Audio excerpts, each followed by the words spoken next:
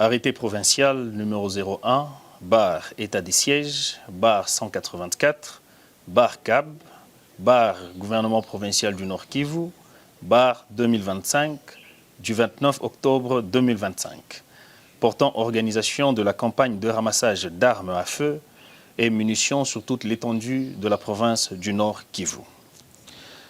Entendu que la prolifération et la circulation non contrôlée des armes à feu est l'un des facteurs qui contribuent à la prévalence de la violence armée. Attendu qu'il est indispensable d'organiser une campagne de ramassage d'armes à feu sur toute l'étendue de la province du Nord Kivu en vue de réduire la capacité de nuisance de personnes détenant illégalement les armes dans le but de contribuer significativement au renforcement de la sécurité et de l'autorité de l'État. Sur proposition du Conseil provincial de sécurité, vu la nécessité et l'urgence. Arrête. Article 1er.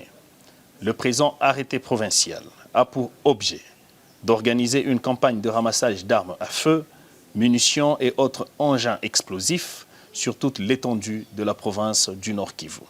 Article 2. Sous la supervision du gouverneur de province, la campagne de ramassage d'armes à feu est organisée par une commission composée de la manière ci-après.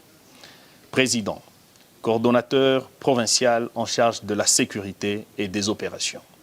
Vice-président, le conseiller près le gouverneur en charge de questions stratégiques. Rapporteur, le coordonnateur provincial du programme de désarmement, démobilisation, relèvement communautaire et stabilisation, PDDRCS en sigle. Rapporteur adjoint, un représentant de la société civile du Nord Kivu.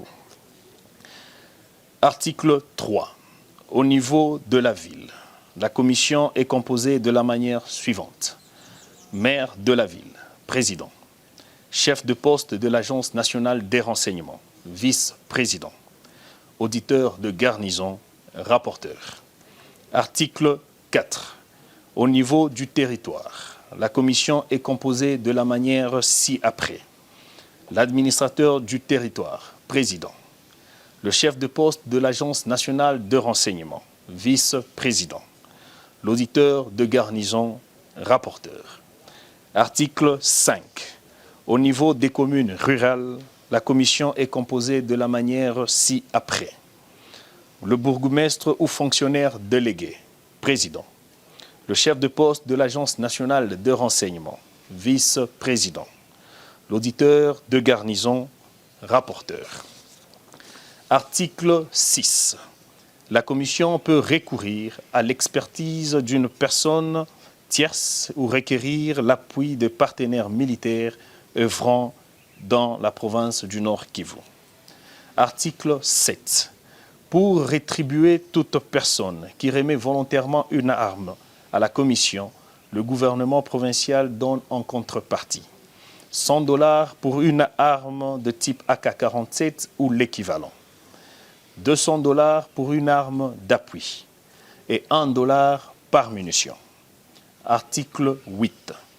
Toute découverte d'engins explosifs, improvisés ou des munitions explosives abandonnées, obus, roquettes ou grenades, doivent être signalés auprès des autorités militaires et des services de lutte anti-mines pour prendre des mesures de précaution.